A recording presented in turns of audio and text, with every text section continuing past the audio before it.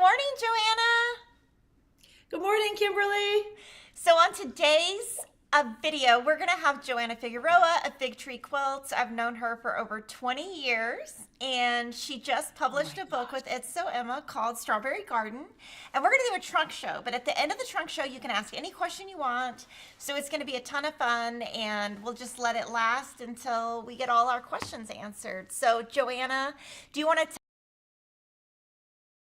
tell them a little bit about your company, about the fabrics you design, the patterns you design, all the things you Got do? it. Good morning, everybody. It's early here in California. So when Kimberly told me about this, my husband looked at me and was like, "You agreed to do something where you have to get up at 6 o'clock in the morning?" I'm not a morning person. I was like, "Yes, because this is when Kimberly does it." So here I am. If I'm a little sleepy, it's because I just woke up about 20 minutes ago. Um, the name of my fabric or my pattern company is Fig Tree and Company. When I started it, we wanted something that felt like us. And my husband's, our last name is Figueroa, and he's been called Fig for his whole life. So it was a very easy choice to call it something with Fig, and then Fig Tree just kind of was the choice that we made. A lot of people ask us if it, like, do we love the fruit or is it a biblical allusion? And it's just, we're always like, nope, it's just our name. So that's the company name. And like Kimberly said, we've known each other for about 20 years, and that's about as long. I think I've been designing patterns for about 25 and designing fabric for about as long as Kimberly and I have known each other. In fact, I do believe, if that's correct, right? You started Fat Quarter Shop about the same time I started Fig Tree, Yeah, like and the your same year. Or yeah, and what your very first collection was one of the very first collections we ever bought yardage of. And so oh Kevin my and I gosh, had to that's figure right. out how to like put the yardage on the website, how to cut the yardage. So yeah, it was what yeah. Yeah, that was quite a while ago. Yeah. So I design primarily patterns. I do books. Several of them have been with Kimberly, and I like to focus on patterns are that they look complicated but aren't complicated. So, like for pre-cuts, for example, I love working with a pre-cut, like when a jelly roll came out, and then all of the jelly roll quilts started to look exactly the same, like the strips and cut Right. apart.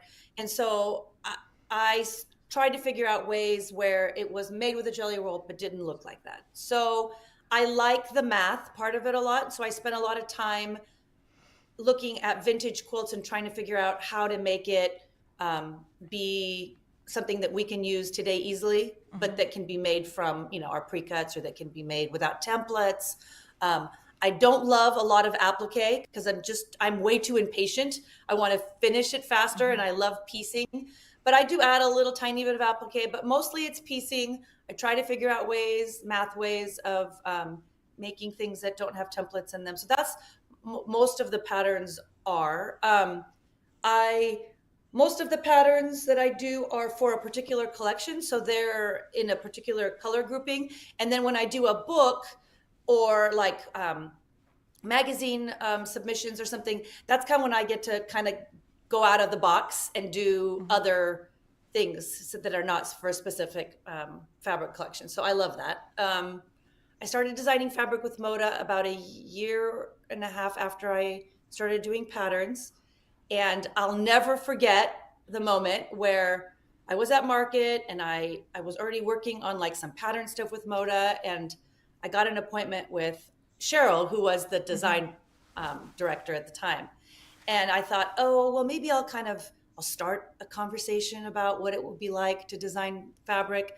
I was an uh, I was a graphic designer, like I dabbled in it, right? But I'm not a fine artist, and Mhm. so I I got an appointment with her, and I sat down. It was the middle of market. There's like all this stuff going on, and what I'd brought with me, you would kind of laugh. And like today's, people are like, "How did you get started?" And what do And I was like, "Well, I had a little Manila folder, and it had some swatches of fabric in it, and that's all I had." Um, and I remember sitting down, and we talked, and she was I was so intimidated by her, and she's like, "Well, what are your ideas?"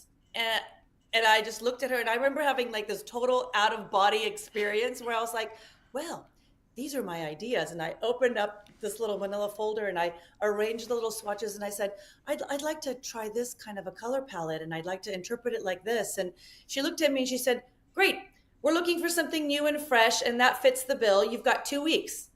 And I looked at her and I was like, oh, okay, great. I can do that. And I remember thinking to myself, what are you even saying? You have no idea what you're doing. So that was kind of the beginning, and it was trial by fire. I figured it out. But yeah, that's kind of how I started. And yeah. What I think is funny is me and you are so old. We like predate Jelly Rolls. Like when Joanna started designing, when they would come with an order form, it was like bolts, fat quarter bundle. Maybe a charm pack. I don't even know if mini charm packs are out. That's how old we are. No mini. There were no mini charm packs. Like, were there charm packs? I don't know. But that's how old we are. Like Jelly Roll wasn't even invented. Honey Bun was not even thought of. Like we are talking way None back. of that. I know. Well, and so like we laugh sometimes because when I started working at Moda, there was probably maybe 20, 25 designers. Mm-hmm. And I was by far by far the youngest one. And I felt kind of like an imposter. I was like, what am I doing here?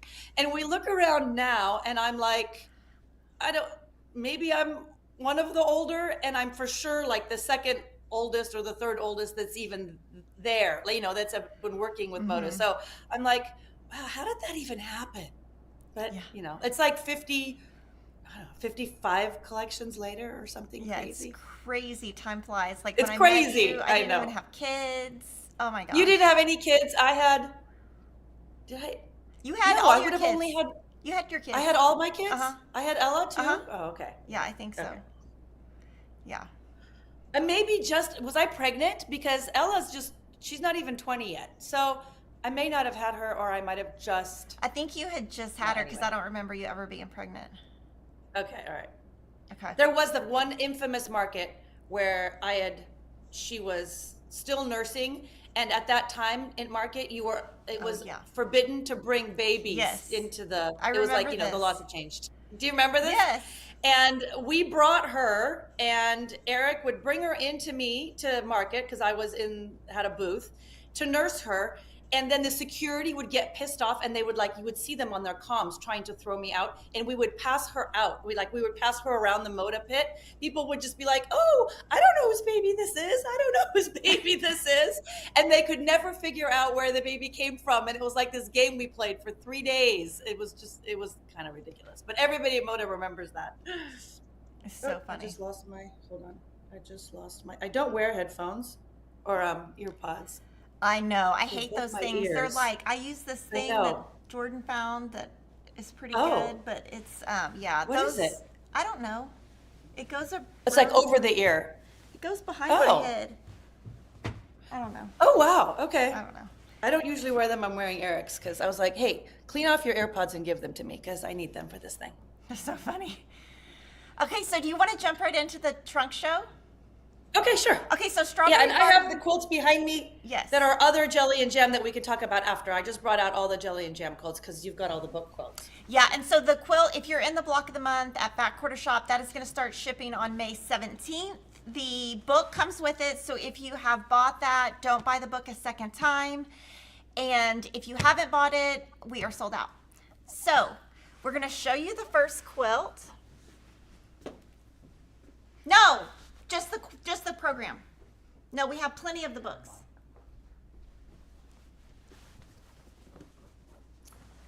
So here's the quilt. Oh, it looks so good. It's so pretty. I love it. So should I show the original or should we wait for that one for later? Let's show this one on the table and then we can show the original and then you can talk about it. Okay. Oh, the back. You can see the back. Sorry, Jordan just got in the That is one of my all-time favorite prints. I've done that in a couple collections. Just drop the book. Drop the book behind all the stuff.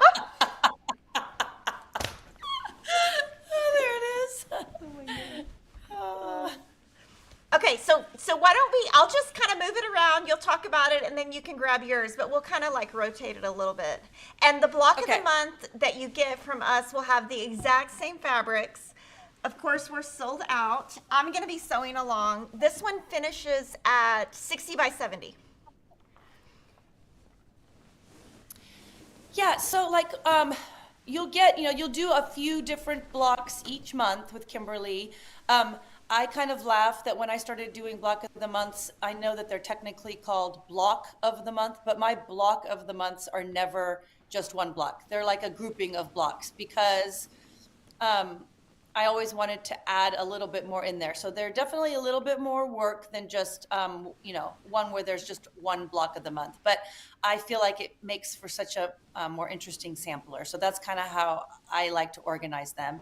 And as Kimberly's kind of moving that around, you can see that like one of the things I like to do the most in my samplers is to vary the scale a lot of the blocks. So like those tiny little basket blocks that are kind of, like scattered throughout the quilt. Yeah, those are the tiniest blocks in the quilt.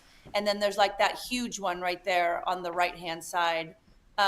So like the scale between that one and those tinies is a huge difference with everything in between. And I feel like that's what gives it the most visual interest and kind of keeps your eye guessing as to what it's going to see. And that's the reason that I love samplers. And I think And as funny as it might, oh, sorry. go ahead. I think it'd be great for you to talk no. about how you first do these exclusive to your shop online, and then you turn them into books later.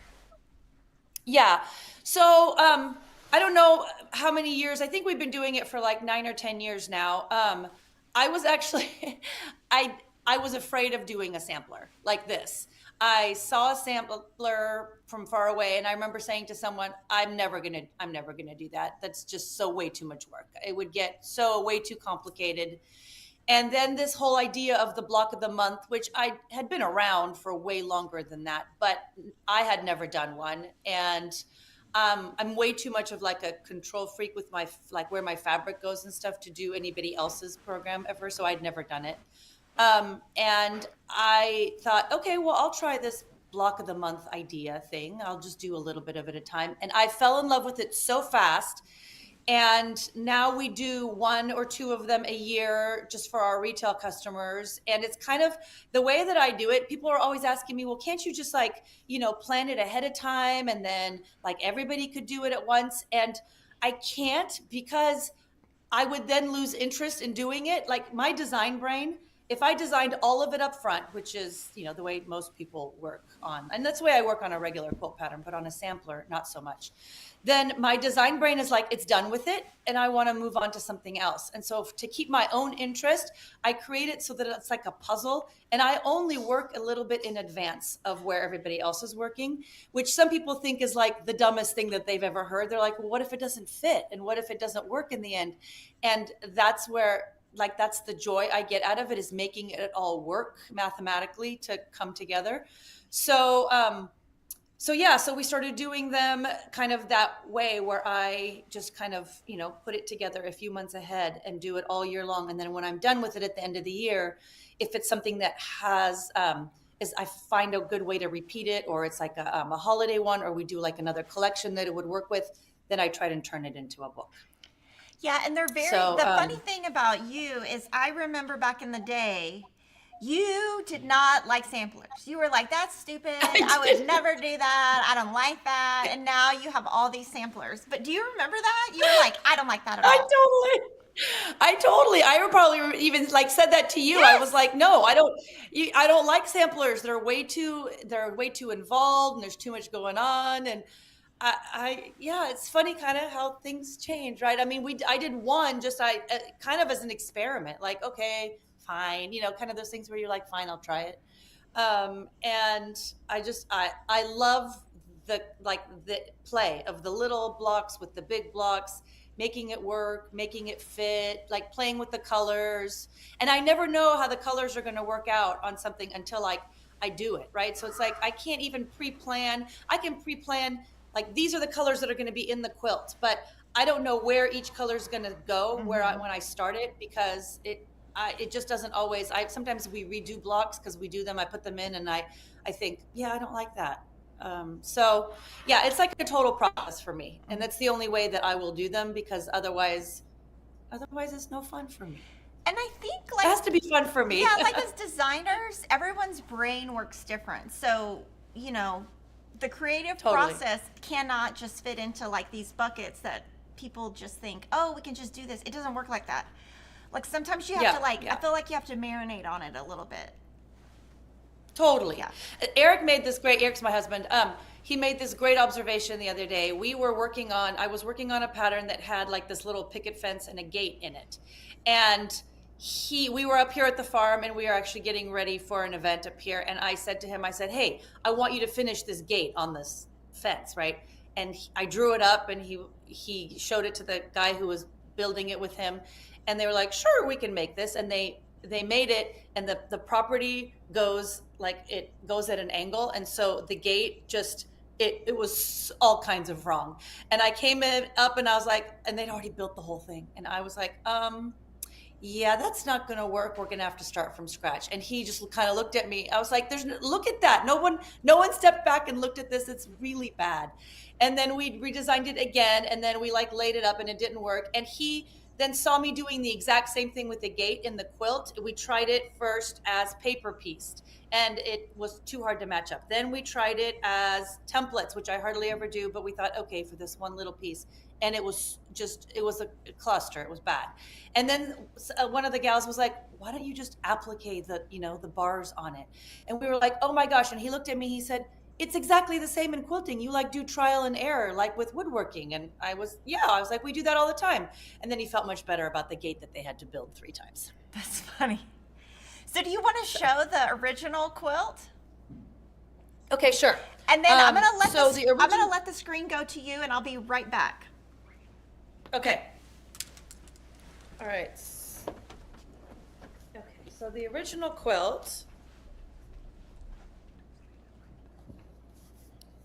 All right, I'm going to show, and I'm just going to kind of like Kimberly did, I'm just going to show you a portion at a time. That's the top part. And then the middle.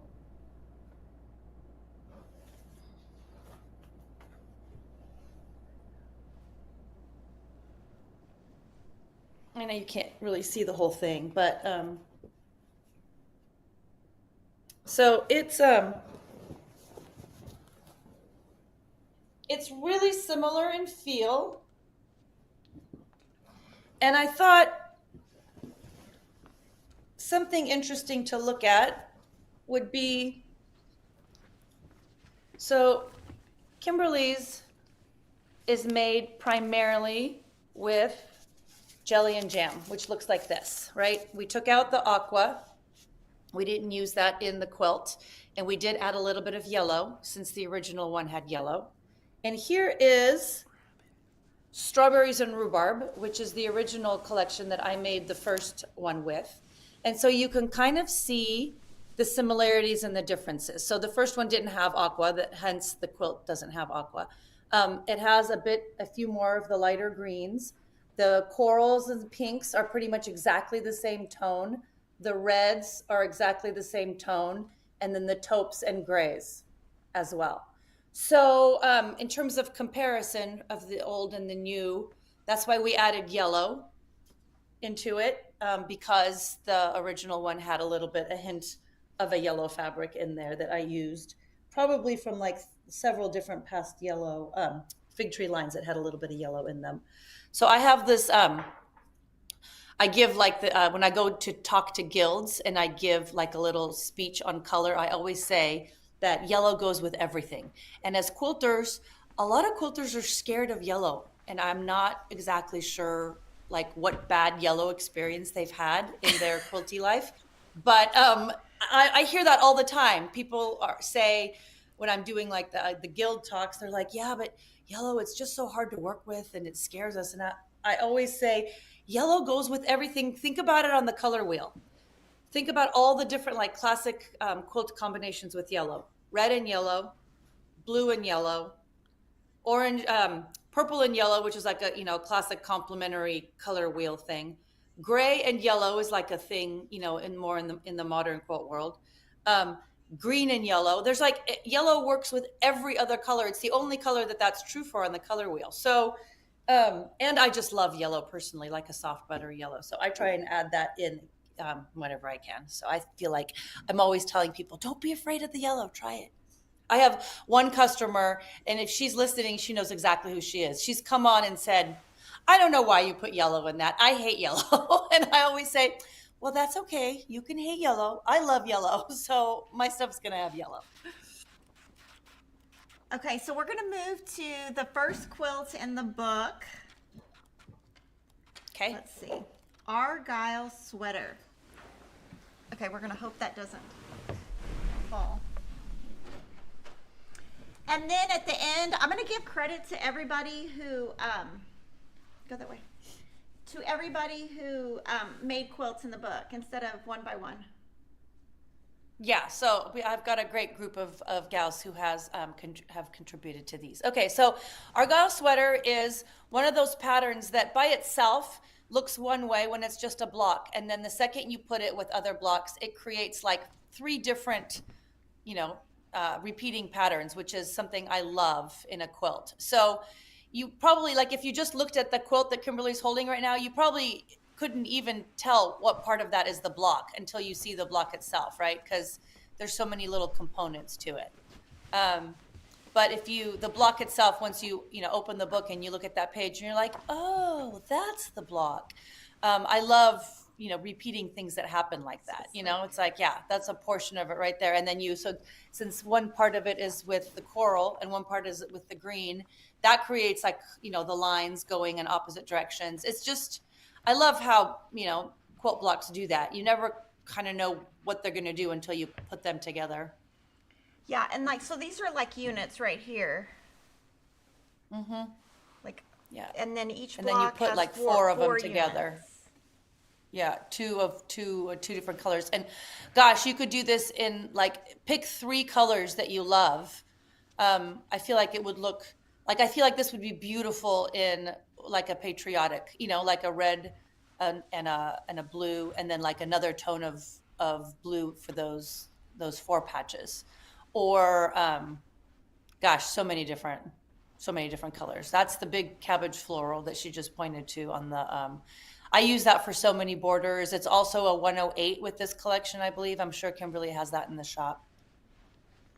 You guys carry 108s, yeah, right? We can barely keep them in stock, Yeah. and we buy so much. Yeah. Yeah. So I don't do 108s a lot, but this collection has that. It has it in the cream that is on this border that she just pointed to, red and I can't remember the other color. taupe. Maybe it's the taupe or a gray. I can't remember. There are three 108s. For those of you who don't know, like what 108s are super wide backing fabrics, and it means that you don't have to piece the back, which is lovely.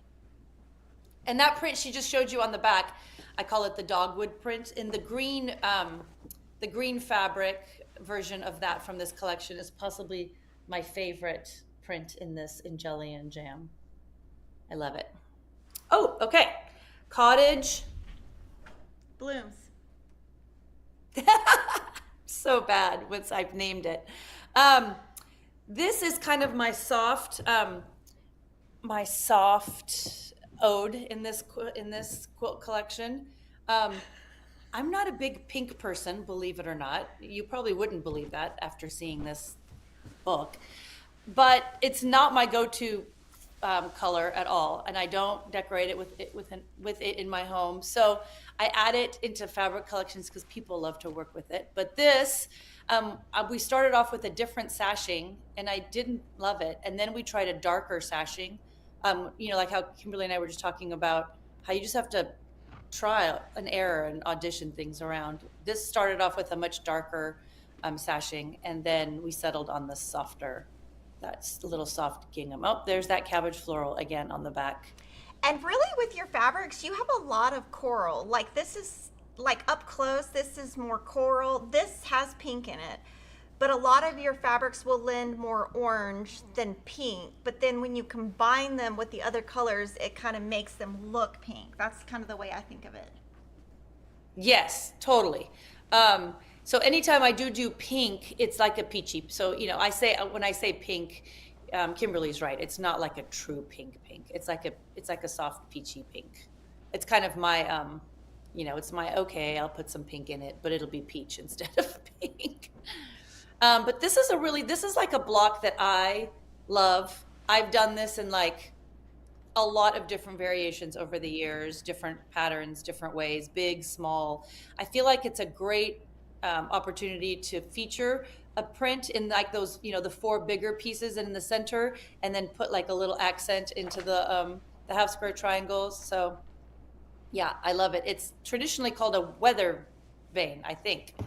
Yeah, and I think you did this block in one of our designer mystery block of the months one year. Yes, I'm sure I did. It's like on the top. It's one of my top 5. Oh, you know what I think I did? I think I did this for your what's that one that you do called where like Socialites. 30 or 40 designers. Socialites. Yes, that. I think I did it for that. Okay. Awesome. So now we're going to show Daisies in a Row Table Runner. This is my favorite. Oh yes, that's a fun one. And you could keep going. Like if you have a really long table, like we have oh, look there's that floral again. Yeah. Gosh, I'm, a little repetitive, but I kind of love that one.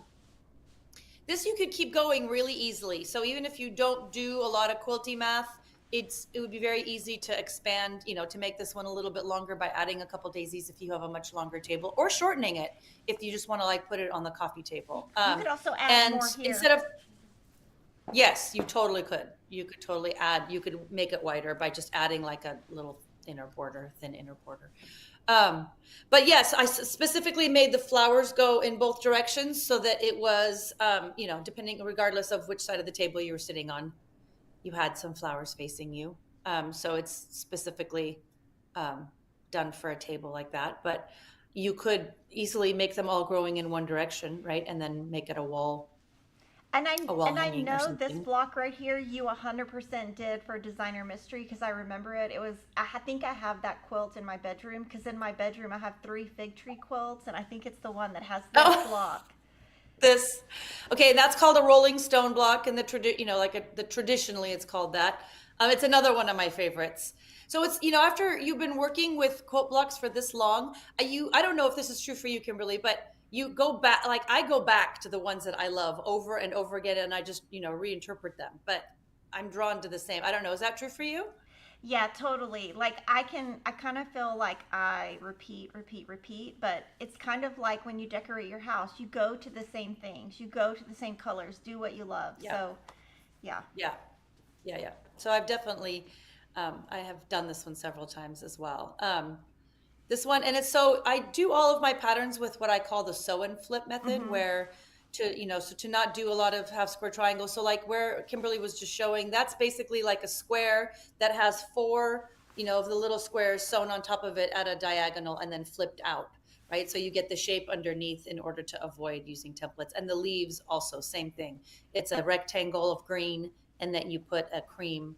And that method didn't used to be as prevalent as it is. When I was starting out, I mean, I certainly didn't come up with it, but there was just like, a little bit of people doing it here and there, but mostly people worked a lot with bias and half square triangles. And I'm not about the bias. So when I discovered this method, I thought, oh, this is for me. And then one thing that I know that's really different from the two of us is sometimes you have in the past written your patterns where you leave the layers in the back.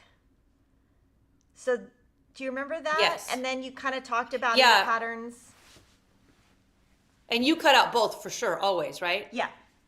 And I use paper. Yeah. Like I would never do this normal. I would use foundation paper. And you would never do that. I know you're so much more precise. Yes. I would never do that. Kimberly's way more precise than I am.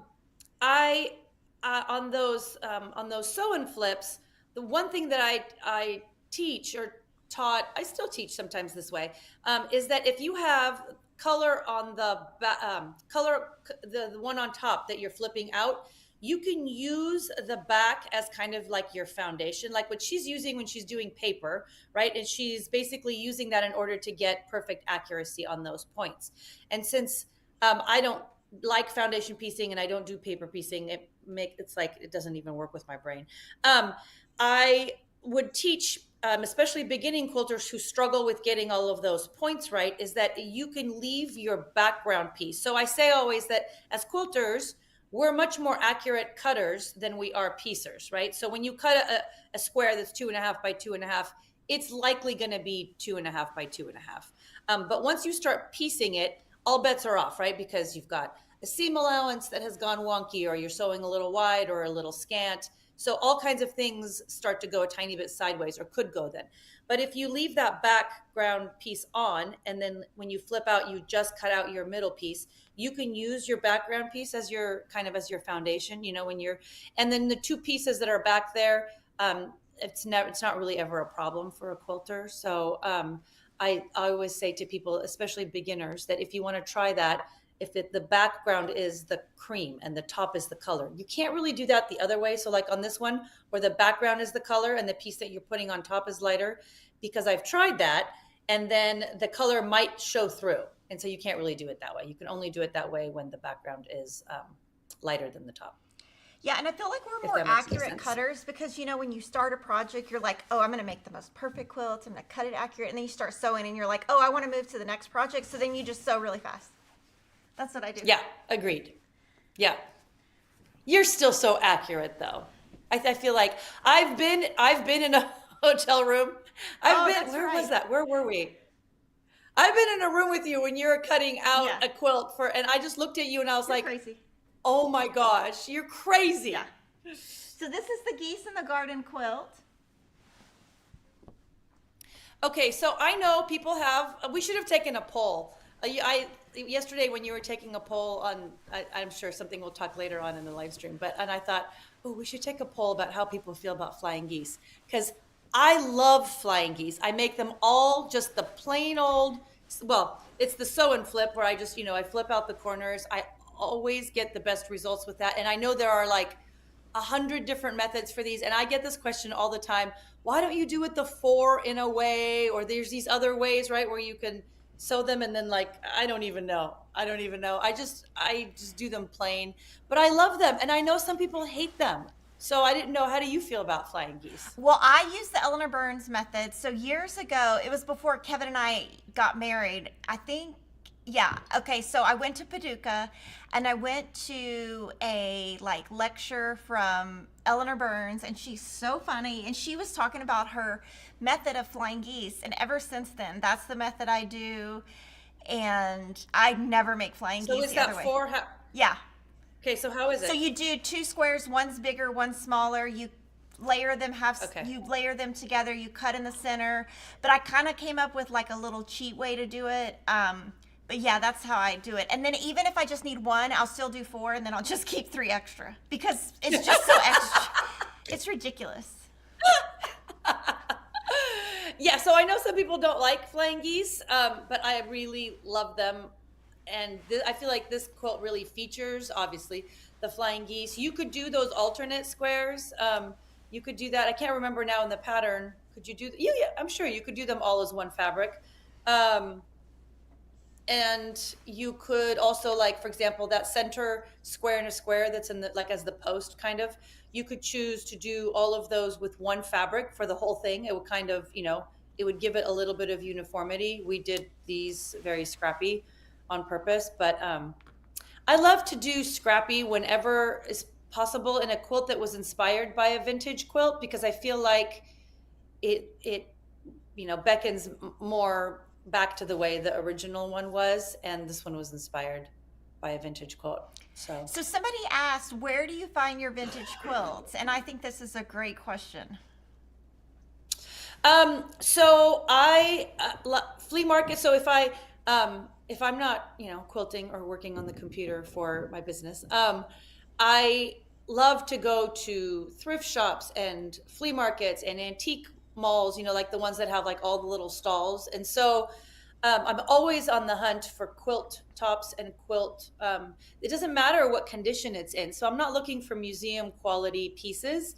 I'm just looking for a design that I love. And a lot of times I'll also just flip through online through um, vintage quilts that are, that people are selling that are museum quality quilts. And I'll get ideas there too. But I have a huge collection of they would definitely be, a lot of people would probably consider them cutter quilts, where they're not really, you can't display the whole thing because some part of it's falling apart, but the design, I get so many ideas from that. I buy blocks sometimes, like you can, sometimes in an antique shop or a flea market, you can buy a little stack of vintage blocks that someone has started and never finished. And I always feel like I'm rescuing them. It's like, this shouldn't be at a flea market. Someone should be loving this at home. And Eric always looks at me. He's like, you seriously, you need another one of these? And I was like, just shh, shh. Yeah, they just don't get it. It's design inspiration. They don't get it. Yeah.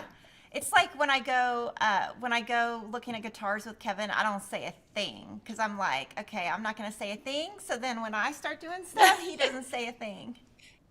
Exactly. But I will say yeah. tomorrow, I'm going out of town tonight. I'm going to Wisconsin, and I bought some shoes that he does not need to see. They need to just show up. And so I'm going to bribe Peyton. Hopefully he's not watching. I'm going to bribe Peyton to get the box and hide it.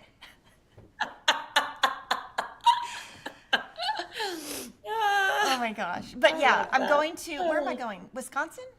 Milwaukee. I hope the weather's not too cold. Oh, is it really cold up there right now? I don't know. I haven't looked. You think that I'm about to get on a plane? You think I would have looked, but I'm so bad. Well, maybe, yeah. I'll just show up and. Okay, so yeah, you'll just show up. You'll get to buy something if something warm. Well, because we've been having like the freakiest weather, right? We were just in Chicago I hung out with you. So, yeah. Oh my goodness, this thing is just like falling out. At H&H last week, and we went to hang out with my oldest son who lives there now. And the weather in Chicago changed 5 times the 5 days that we looked up. So I was like, I don't know what we're supposed to wear, but anyway. So this is the tiny vintage baskets table topper, and everyone's asking for fabric requirements. So I'm gonna, at the end, we can kind of go through and do that. Okay. This one, honestly, I would say my recommendation is do not fabric require to this one. I would say do any of the other quilts in the book that you're going to do. If you're working on the sampler, wait till you have a stack of scraps and use it for this one, because the more scraps that you put in this one, the better. And they're small pieces, so you will almost always, for sure, have an entire stack of scraps out of almost any of the other projects in this book. And then I would do this one. And I know that a lot of people would probably look at this tiny little block and be intimidated by it because it's small, but it's so much fun to make, and it's not hard. It's not a hard block, and it's such a great little stash buster at the end of this project. So I would say this would be a great one to do at the end. And this one I love. And there's so many different ways you could turn it. Sorry. Yeah, I love this one because it's a flying geese, but you don't have to match the points. So if you're off, you won't even know. Exactly. So someone asked, what do I consider a beginning or an easy pattern? And I always say that if you have a pattern where a lot of things don't have to match each other, like they're either floating by design within the block or they don't touch anything else coming, next to it, then that makes it by definition a little bit more beginner friendly and easier, because that's the part that's always the most challenge for most quilters is points and where things have to match each other. So like where Kimberly just pointed it out, where that flying geese comes in is on purpose above the center part. So nothing has to match in there. Yeah. And then, so like on this one, I feel like I think you should talk about your method of half square triangles, because you talk about it a lot in your Facebook group. And you piece your half square triangles totally different than me. And I remember having this conversation in a hotel room with you one time. You were like, I would never, Yeah. I would never use paper piecing because I can't remember what you said. I don't know. Paper piecing doesn't work with my brain. I have a gal who sews some of my samples, and she's a good friend, Cynthia, who loves like like those the little booklets that you guys put out that has all the. And Oh, uh-huh. anytime you guys send me one of those, she's like, "Can I have that? I know you're not going to use it." Yeah. I was like, "Yeah, you make a quilt with that." She loves them, and it's just not the way my brain works. But for half square triangles, again, I've tried different methods over the years. And as Kimberly and I have established early on in this interview, we're old. And so I've tried a bunch of different ways for half square triangles. And I know a lot of people love you do the square, you draw the line down the middle and you sew on two sides of it. And then you cut it down the middle and you make two at once. And I did do that for a while. I never got the perfect half square triangle from that. I don't know why. It was just not in the cards for me. They were always tiny bit wonky. One was a tiny bit bigger than the other. I don't know. They made me crazy. So I hardly ever square up. Like, I'm not a fan of squaring up. As a quilt teacher, I find that people get really interested in squaring up their blocks early on because they want to make them feel clean. But in the process, a lot of times they'll cut off stuff off of a block that they might need in order to make it match other blocks that they do later, because as we've already established, we're not necessarily always the most accurate piecers. And so I always say, don't square anything up in a quilt until the end, because you might find that you have two blocks that are a little bit smaller, and if you square them up, you're making them even smaller still, which is going to make them harder to piece in with all your others. So wait till you're done, and then if you have space, square up. But anyway, that's a tangent. I hardly ever square up stuff. I do that on the half square triangle. I have almost all of my current pattern instructions. And that might not be true if you go back 10 years and look at a pattern that I did. But now they're all a tiny bit bigger cut. I cut them on the in half, and I do them one at a time. And then they're always a little bit oversized, and I square them up. And I don't do that with anything else. So really, I don't really have a good reason for why I do it that way. I find I've got perfect half square triangles when I do it that way. And yeah, I don't probably have a very good reason. I don't have a good justification if someone was like going to push me on it, but it's like one of those things that I started doing that way. And there's probably no changing me now. Yeah, I think we just become creatures of habit. Just, you learn a Yeah. way, whatever works for you and your personality, that's what works. Another thing that you're really big on is not wasting fabric. That's also why you don't want to trim down. You want to use your fabric as efficiently as possible. Yeah, that's probably true too. And I've tried like over the years, it's like I so like use it all up, and then I have so much fabric because, so I design 2 to 3 collections for Moda a year. Each one has 35 to 40, SKUs. So, and I get a certain amount of that as a designer of everything. And then I buy extra, or I get extra for borders and backings. So I literally can't keep up with the amount of fabric that I'm just even getting, much less, anything extra. So I've backed off this, use every scrap, but I do like to fabric economy. Like when I'm cutting a strip or something, I do like to make sure that we're, using up as much of it as possible, but I've gotten more lax over the years in that. Okay, so the next quilt we're going to show is going to be a quilt along that is starting about right now. Yes, next week. Yep, this is the Vintage Bowtie. Yes, so this one is like every version or every color of green that I could find. And it's a mix. It's got jelly and jam, but it also has it was literally like a scrap bucket, pull. So as you can see, a lot of the greens in there are from jelly and jam, but like every other or every third bow tie is just from the green scraps. It's a perfect scrap buster project, and you can do scraps in the creams too. I know Kimberly took a poll yesterday on how she should do hers. Do you know the results? The results are scrappy, and I totally wanted the results to not be scrappy, so now I'm all mad. No, and this is the horrible thing is I'm not on social media. I refuse to do it. And so I didn't even know they had posted the video and that there were results. I'm like, oh, I should probably look. I probably should have just asked my son Peyton because he seems to know what's going on in my life more than anything. We'll be somewhere and he'll just start showing me stuff and I'm like, where did you get that? And it's like me on a video and I have no idea. This is you, Mom. You did this. Yeah, I'm in my own little world. I just feel like social media, like if I just get sucked in, I won't get anything done. No, I agree. I agree. I always laugh that I could do one social media at a time, right? So like at the beginning, I never did Facebook. I still don't really do Facebook outside of I do my Facebook group, but I don't do Facebook. So people are like, oh, did you see this? I was like, I'm not on Facebook. And they're like, yes, you are. I'm like, no, I'm not.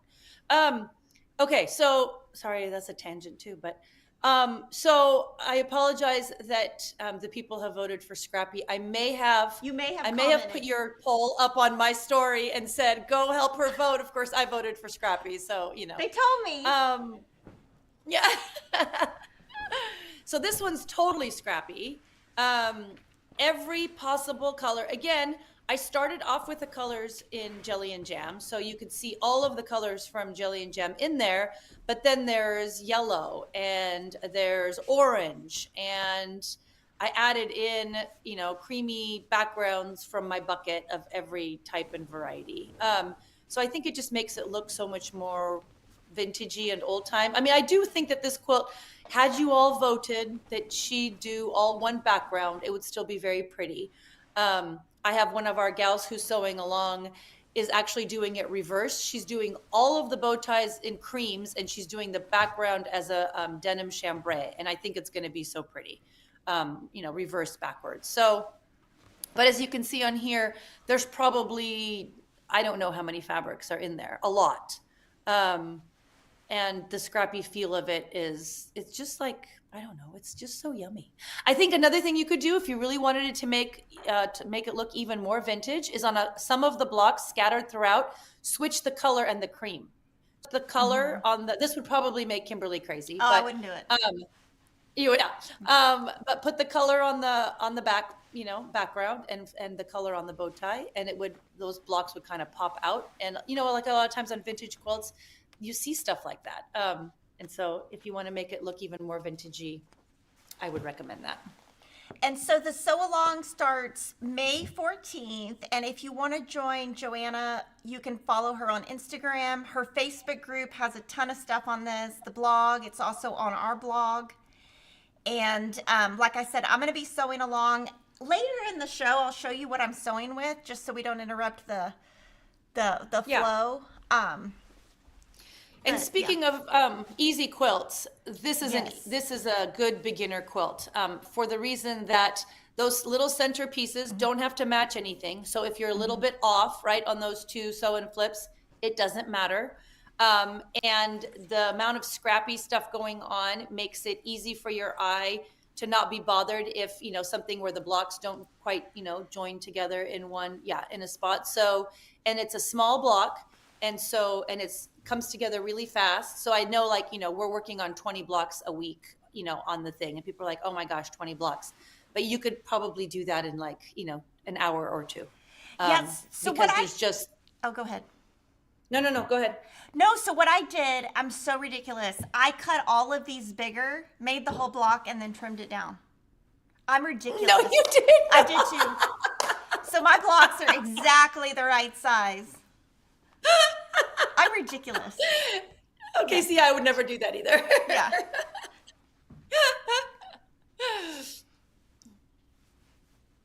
So funny. So I'll be showing my progress on all the social media. So I have wonderful people who film me and do the social media, but I don't even remember filming it. And then Peyton will show me, and I'm like, when did I do that?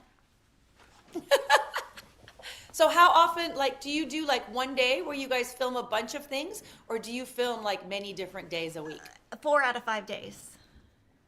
Oh my gosh. Well, no wonder you don't remember.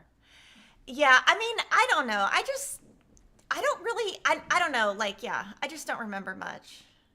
Well, and I think your brain, you go on to the next project. So it's like, yeah, you got a lot going on in there. Yeah. So this is the You going do. to market pillow. So if you remember from the sampler, it was a brown basket. Yes. And then we kind of mixed up the colors, right? So we did 2 tones of red for the basket and then left the brown for the handle and put kind of a focal print in the middle so it looks like there's flowers in the basket. You could also skip that. You could just have the center of the basket be the same color as whatever your background is. Um, but this is just a fun, I mean, gosh, a quilt of all of this would be so awesome as well. We thought it made um, a great pull out from the sampler to put on a pillow. It's super cute on the couch. And the little sawtooth, well, it's not even really Yeah. a sawtooth. It's like a little scallop outside. Yeah. Yeah, sawtooth on the basket and then the little scallop feeling outer part, kind of like a postage stamp looking border, which I love those. If you follow with my patterns, you'll see that kind of idea repeated a lot. I feel like it's such a great frame. Throughout the years, I've used that in many, many quilts, I feel like. Yeah, and this has the eyelet. You guys are asking about the Bella Solids, which we'll get to, but do you want to talk about your eyelet collection and how that's now a basic? Yeah. So we, over the last probably 5 or 6 collections, I added in that little tiny eyelet. It's like it's like 4 little dots. And so when it was really popular, I started adding it into a few different collections. And then last year, Moda made it a basic. And so there's a rainbow of the eyelets. It's like there's 20 colors. And I think 3 or 4 of them are, cream background with different dots or different eyelets on top of it, and then the rest are colors. And the white on white, I mean, I call it white on white. It's not actually white. It's like cream on white. It's right here. I don't know if she's got a picture of it. Is now what I use primarily as my background for everything that I can. I'll still use Ivory Solid, Moda Bella Ivory Solid, or Off-White Bella Solid, but these are like now my go-to. Yeah, so it's like there's a little tan dot and then the little red dot, and then there's a Halloween one which has got black and orange, and then the one in between, I don't know if you can see it on camera, it's green and red. This one's yeah, green. that one. So that one's perfect for Christmas. But I mix it into like summer, things. It's not exclusively Christmas. So I love those. They're the perfect scale to bring a little bit of something into the background without adding too much. And that one that she's got in her hand is white on, well, yeah, it's like white dot on a cream ivory background. And it's a perfect match to basically all of so I get that question all the time. What's the best, background match? Mm-hmm. So here's a funny story. Moda has a solid called Fig Tree Cream. I've never used that cream ever. It got created like 20 years ago or something, back when my fabrics were a little bit more, they were darker, and it came out being a little bit more gray and like more muted than I used. And it caught on with people who like to use it, but I've never used it. I've always used brighter, creamier ones. So I started off by sewing a lot with Snow, which is now it has kind of gotten over the years. You know how dye lots kind of, they change, but Snow is warmer and I don't use it hardly at all anymore. And then I moved to Ivory Solid, which I do still use, but it's now on the creamier side. And so now I go back and forth, unless it's like a Halloween quilt. I mean, an autumn quilt versus a spring quilt. I'll use Off-White and Ivory. But this is now my go-to, that I call it white on white, but it's not really. It's white on cream. But it's what you have that on the outside there, right? Yeah. On the outside of the pillow? Yeah, and then Moda is going to keep that as a basic. And I was wondering though if you were going to talk about how how the fig tree is named after you, but you don't use it. I was wondering if you were going to talk about that, and you did. Okay, yes. Yeah, I don't ever use that one. So I'm always like, hey, let's change the name. Let's put it on something else. But it's like one of those things that, other people use it. So that's fine. I just don't use it. This is the little crisscross block that was just a filler in the book. I mean, in the sampler. But it's such a great, again, it's like a great little stash buster. and there it's an envelope closure on there. And actually, I changed how I make my pillow backs based on how, I don't know if you started doing it this way, Lori did. but I think Kimberly taught me this. Yeah, but I learned it from Lori. Well, yeah, and I learned it from you many years ago, where I would, on the backs, I would either quilt a piece, or I just did a single piece. And if it was a single piece of fabric, it was way too flimsy. And quilted, I just didn't always want to, it's like I wanted to be done and have the pillow. And then I was working on something with you, and I watched you put, like, just basically double piece of fabric on one side, and on the other, I was like, oh, I love that. So that's the way I do almost all of my pillow envelopes now, is just a double piece of fabric on each side. So it gives it just enough structure. But crisscross on the front, perfect stash buster again. On this one, we pulled out all the greens and all the kind of tanny, light tan, warm tan colors. And then there are definitely scraps in there as well from other collections. I can see something from Coney Island, and I can see something from Cinnamon and Cream, I think, mixed in to the Jelly and Jam ones. Yeah. And this is your eyelet, just so people know that's eyelet. And that's eyelet. Okay. Yeah. So it looks, I mean, it's a perfect blend. It's a perfect match. It's like a light ivory color that's not too creamy, and it's definitely not white. It's right in between, and I love it. And it works with every single one of my collections. So I mean, obviously not everybody can do this, but I'd say go get a bolt and just keep it. It'll work for anything that's fig tree related. Yeah, and I think we do sell those as full bolts. Oh, well, maybe you should go get a bolt. And I love the quilting. I'll read off who did that in a second, but I love this quilting. You can tell it's done on a home machine. That's me. Oh, you did? I did that. Yeah. I love it. Yeah, I love that. I'll do my own little things like pillows and quilted things like that, and it's just an elongated zigzag on my home machine. I work on a really old Bernina, and I just elongate the stitch and make it wide, and it's what I do on my pillows that I do myself at home.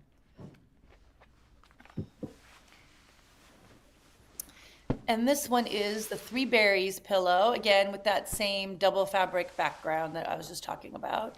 And I love Prairie Points.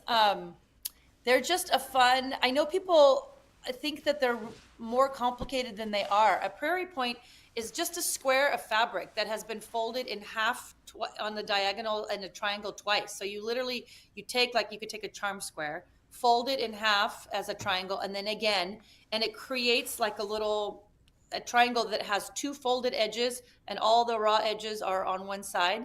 And then you just tuck it into a binding. You just lay it all flat towards the inside of the quilt. You could do it on a quilt, on a pillow, on a wall hanging.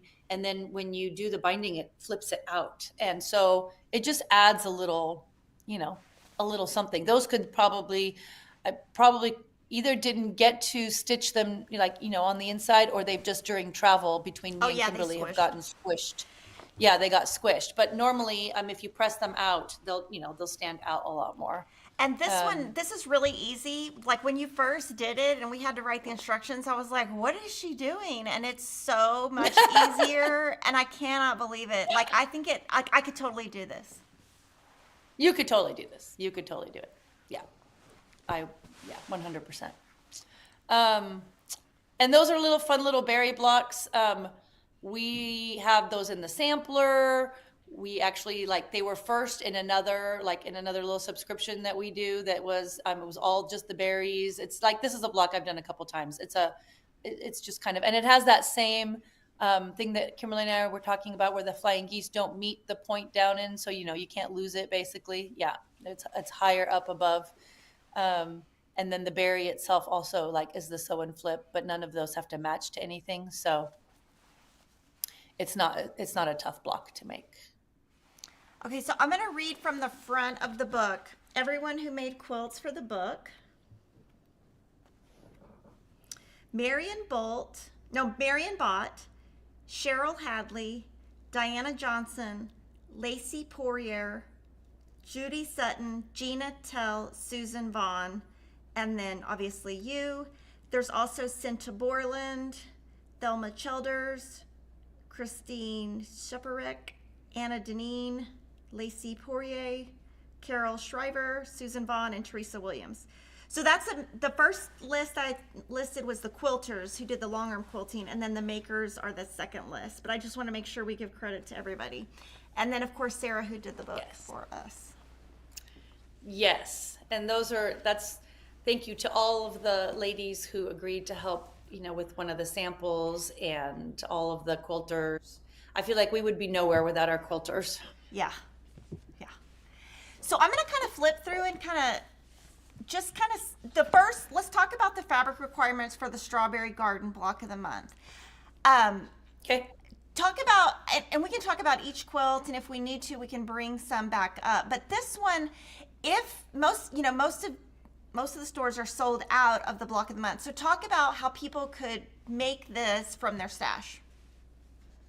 Absolutely. So when I start working on a sampler, I'm not going to say never, because then there'll be a situation where that happened, but almost never is anything bigger than a half yard. And most of the time, the fabric that's used in it can be used as a quarter or a 3/8. So if you don't have the actual cuts, like, your Kimberly sold out, then I would say starting with a fat quarter tower. And then I know you guys have like complimentary bundle that I think you still have available in the shop that has more of the cream prints that you're going to need more of. So a lot of times you'll need a half yard of those because, that gets all mixed in. And then those are the eyelets basically that help you basically fill in the stuff. But the way that I work on the sampler is so scrappy on purpose that if you get stuck or if you run out of fabric, it should be really simple to find something that'll still work in it. Now it could be from Jelly and Jam, or it could be like, from when I was showing before, like if you're a collector of fig tree fabrics, right? So this is Jelly and Jam, and this is Strawberry Rhubarb. You could 100% go find anything you have left over from Strawberry and Rhubarb and mix it into here. They're perfect complements to each other. And so if you have that complimentary bundle and a fat quarter bundle, I would say that's probably going to get you, and some more, some of the background, either the white on white or the ivory solid. That's going to get you like most of the way through the quilt, right? You're going to have to be comfortable with making a few changes, right? So you might not have exactly all of the exact same red that, Kimberly's going to be working through it throughout the year, right? But if you're comfortable putting it in a little bit of a different red, right, in its place, or any of the other colors, then you'll be fine. And I always encourage people to not worry that it has to be exactly that same print in the exact same spot, right? So I would encourage the same color, because the way that I've balanced it out is very much on purpose. Right. But the same print, it's really not necessary for a successful quilt. Yeah. Okay. The bow tie block. Let's see. Let me go back. Hold on.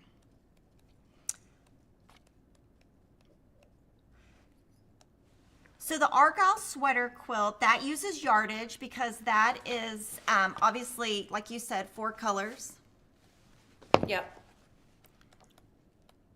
The Cottage Blooms also uses pretty much yardage, but you could use, you could kind of change that up. You could probably make that from a fat quarter bundle if you were use more wanting fabrics. To go scrappy, but it does. Yeah. And then these use quarter yards, the table runner.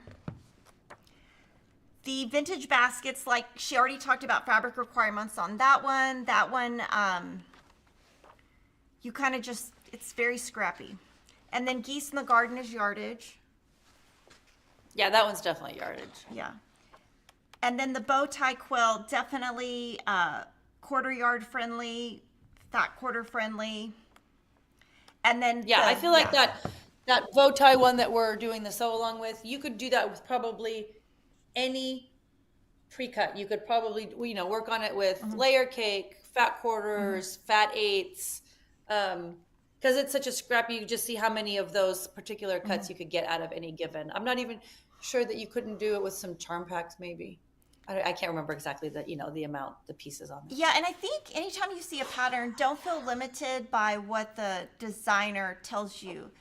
Just look at the cut pieces. And one thing I always do before I start a quilt is I sit down and I look at the whole pattern and then figure out, okay, what do I have in my stash? Because I don't feel like for every project we need to go out and just buy. Like I have a whole stash of your fabrics. I have boxes and boxes and boxes. I could just pull those out, pull together. I have a lot of leftover fabrics from when I was in some of your block of the months that I've made. Just, they're just leftover, and I kind of keep my low volumes together, and then I keep the collections together. So when I start making the vintage bow tie, I'm going to make it with these fabrics I'm going to show you, but I'm totally going to change it up. It's not going to be exact because I'm going to pull from my stash. So I always encourage everyone to do that. But I'm going to take the Jelly and Jam fat quarter bundle. We have a little bit left. We cut some more.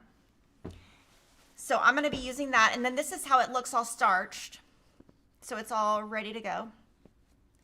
And then I got the linen cupboard fat quarter bundle, which is a collection from 2 or 3 ago. And it's basically backgrounds. And I'm going to use some of these. And then I'm going to use some of these from this coordinating bundle. And then this I pulled from my stash. This is from the eyelet layer cake. So basically just pull whatever you think works. Don't feel like you have to, stay within. That's one thing that I feel like I've gotten better at is mixing and matching fabrics. Yeah, and I think people, you fall in love with the collection, and obviously, that's my job, is to get you to fall in love with the collection, right? So, but if you get some things, depending on what you're comfortable with getting, get the fat quarter bundle and then add other things. Or if that's too much for you, then, get a layer cake and then add other things to it, right? So everybody works in a different way. I mean, I know a lot of people like to collect, get a charm pack or a mini charm of every collection that they love, just so that they can play with it first and then go and get yardage of the things that And that, like Kimberly just went through the book, and there's for sure certain ones in there that you're going to need yardage for if you fall in love with that particular quilt. But then there's a lot that are scrappy that are great to, mix and matching is. And I do work in a couple of different palettes, but they almost all coordinate with each other. So, and I say almost because, over the last couple of years, I've done more standalone seasonal collections. So like All Hallows Eve, right? Or a Christmas collection. And I wouldn't necessarily mix the All Hallows Eve and the Christmas collection, right? But either one of those would totally mix on the sides with any of the more, scrappy collections. So I feel like almost all of my collections, they're all in the same base of, base color. So they work well together. Yeah. Yeah, and so my favorite pre-cut is the layer cake. What's your favorite pre-cut? I would say that my favorite pre-cut is the layer cake. I started working a lot with the jelly rolls when they came out because they were kind of a challenge. But when the layer cake came out a couple years after the jelly roll, and what I like about the layer cake is that I'm not constrained to a to a 2.5-inch strip, and so I can get big pieces and little pieces, and a charm pack is not enough for me. So I would have to have 7 charm packs or something, a lot of times to use something, and then it's still not big enough. So a layer cake for sure. I do like fat quarters. But honestly, I love I love to look at my fat quarter bundle, but I use the layer cakes a lot more. Yeah. That's what I find too. Yeah. Okay, so we're going to jump into questions that have come in before the live stream, and then we'll move to questions that are coming in during the live stream. This one I think you've kind of covered, but where do you get your inspiration for the prints that you design and the colors of your fabric? So for the prints, so a lot of designers, oh my goodness, this one is really not wanting to okay, that's what always happens to me. That's why I don't like those things. I feel like an idiot. So I do a little bit of 4 different things when I design a new fabric collection. I have a huge stash of vintage fabrics that I collect. In addition to vintage quilts, I'm always on the hunt for vintage fabrics, feed sacks, old, 1930s, earlier Art Deco. I love just little pieces of it. And so I use those. I doodle like crazy. So I'm a big doodler. So I always have like a little sketch pad where I've got little doodles that I'll then, put into the computer and color. I do a lot of my geometric designs, my little things on the computer itself. I have like a giant Wacom tablet that I draw right on, and so I'll just I'll do that on there. And so I guess it's those three things. So I very much do a mix, and that's part of what is kind of my fig tree look. Most designers stay in one medium, right? So we have designers at Moda that still paint out. I don't mean still, like they paint out, all of their beautiful designs, like Deb Strain. We watched her at market like 2 markets ago, sit at an easel and paint throughout. It was so wonderful to watch. I couldn't do that to save my life. Then there are designers that are all reproduction fabrics, right? So they use all of their fabrics are reproduction, and they reproduce them exactly as they find them. And then there are computer designers who do all of their designs on the computer. So I do a little bit of all of those things for my designs. And colors, color always is first for me. So color I find in all kinds of vintage things, in nature and gardens. I take pictures of like the most random things, wallpaper and gift wrap and. But it's the palette that almost always, like, that's what, motivates me first. And at what point in the design process do you name your collection? I usually name it like halfway through, because it helps me to finish. Like at the beginning, it's all about the colors and I have no idea where it's going to end up. And then like halfway through, I've kind of decided on the direction, and then I name it. And then, because then it helps me either pull colors out or put other colors in, depending on, so yeah, about halfway. So talking about all those vintage quilts, we talked years ago about going to Canton. So we need to do that. We do. Yeah, we need to figure out when that is. I've never been, and it's near me. Yeah. Is it? Yeah. I mean, it's like an hour. Okay. It's a couple hours. I mean, it's not that bad. Do you mean Round Top? You mean Round Top? It's near Round Top. But it's like right next to it. But they have it, I think they call it, I don't know, somebody in the comments can tell us. But I've always wanted to go to that. But So someone will tell us. Yeah, somebody will tell us. Yeah, and some people Someone will tell us. Yeah, somebody was asking why I'm going to Wisconsin. So my niece is graduating from getting her master's degree. So I'm flying up there tonight with my mom and my daughter. And then I have plans, like everybody's telling me where to go, but I have she has it all scheduled. I mean, she's just like me. It's funny because my niece is just like me. She has it all scheduled. She's like, da da da da da. And my daughter is just like my brother. And I'm like, I don't know. I think our kids got switched or something. Because but yeah. So I'm going up there for a graduation. Yeah. Oh, fun. Oh, you showed the original Strawberry Garden quilt, right? Yeah. Okay. If you have a lull in your creative process, how do you get back in the groove?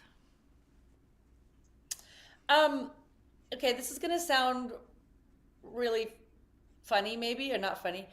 I never have a lull in my, there are so many ideas in my head at all times that I have the opposite problem. Like I have to push out the things and focus on something. So sometimes when someone comes to me and, hey, would you design something for this? And I don't even know where to start. But if someone says to me, I need, what I'm really looking for is I need a table runner that's 3 colors, that's for spring. And I'm like, okay, I got you. It's it helps me to focus that going on in my head. So, I mean, I'll certainly get burnt out, but not because I don't have the ideas in my head. It's because just I've said yes to too many things, or there's too much family chaos mixed with work chaos, or, too many deadlines or something like that. So I get overwhelmed, there's like never a lull in my head. There's way too much going on in there. Do you like being an empty nester? It's interesting. I'd say yes and no. I haven't. Well, we laughed. So our daughter is now in year 2. She was our youngest of 3. She's in year 2 of college, and the first year I got that question a ton last year. How are you doing? Are you okay? And Eric and I would look at each other. We're like, yeah, we really haven't had time to feel like empty nesters. One, she keeps coming back, like there's like a break, or it's this, or it's a long weekend, and she's at UCLA, so it's not that far. It's like an hour, trip on the plane. So she was back several times, and then my oldest son was still finishing out his last year, so back once in a while, and then we're like in a group chat with our older children, and their significant others. So it felt like there was always something going on. So we didn't feel like that empty feeling, of they're gone.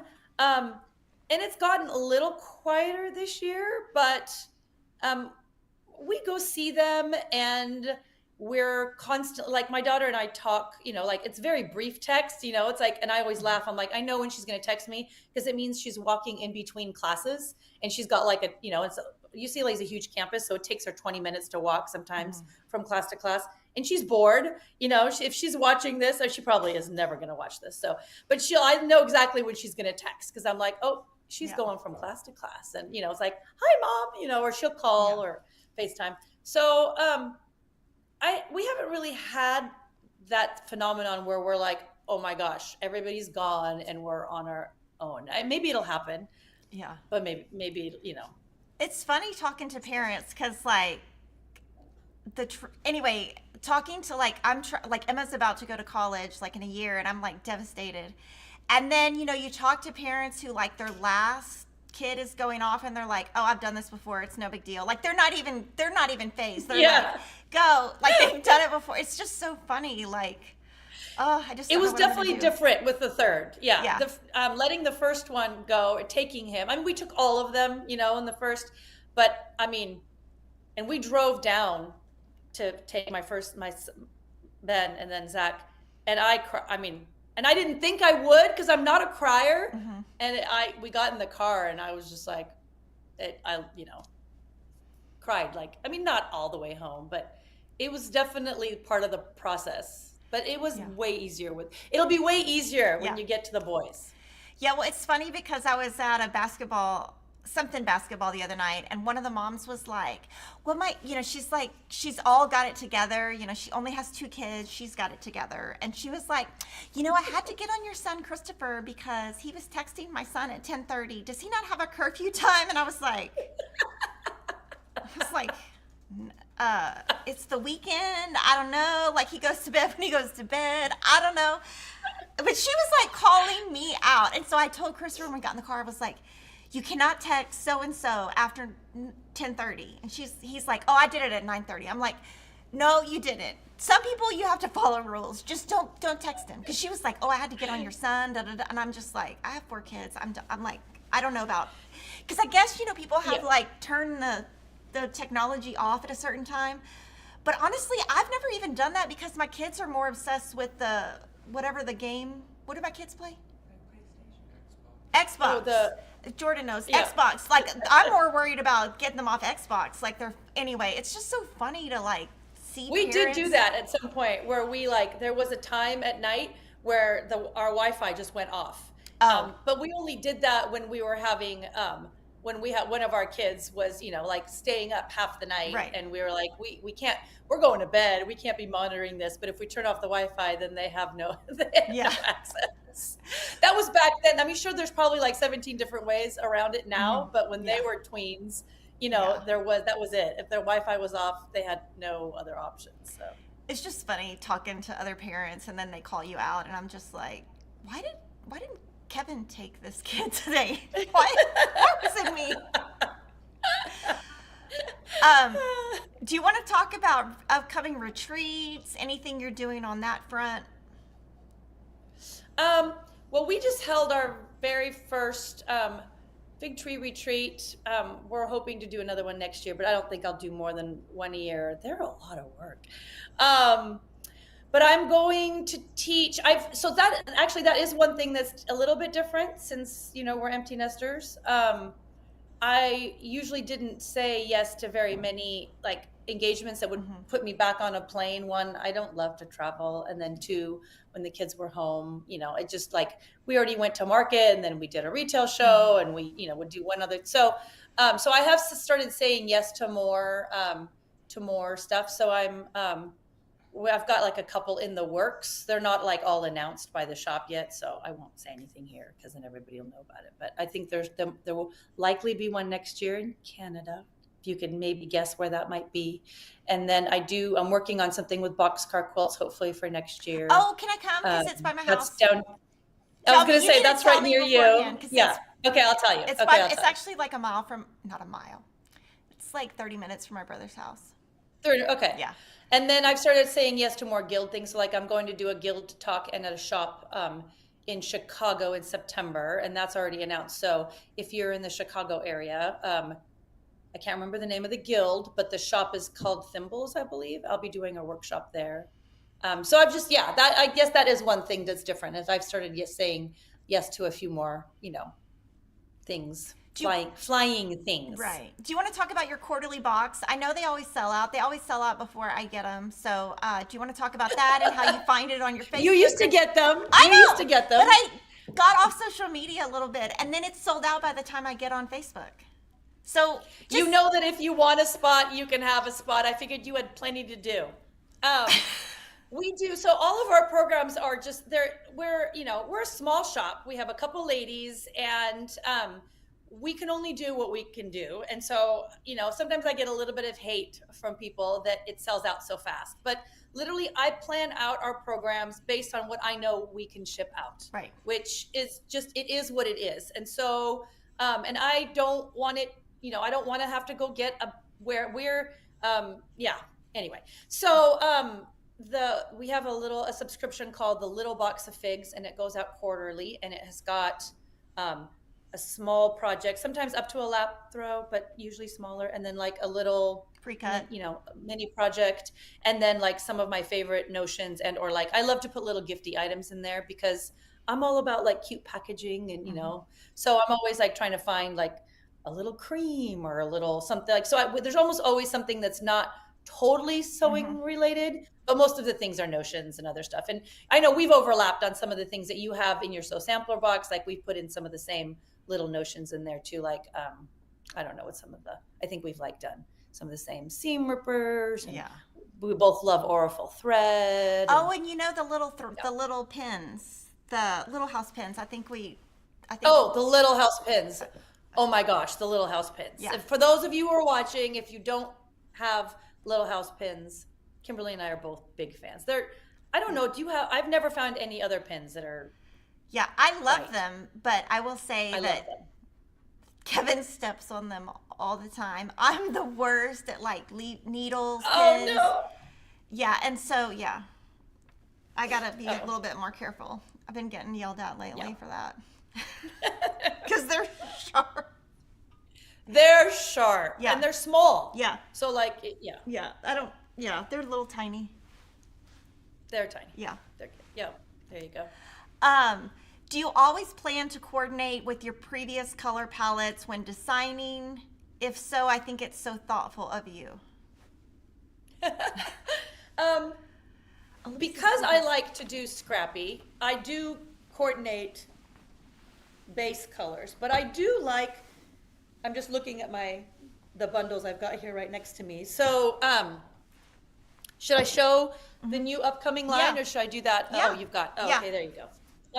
So there, Kimberly's got two. So that would be an example of two that are not exactly coordinated with one another. Like I wouldn't necessarily take those light blues and those denims and necessarily mix them with all the fabrics of Portofino, but the tone and kind of the undertone of them is always the same. So if you can get creative and 100% mix some stuff around. So this is Portofino, which is the one that Kimberly's got right there.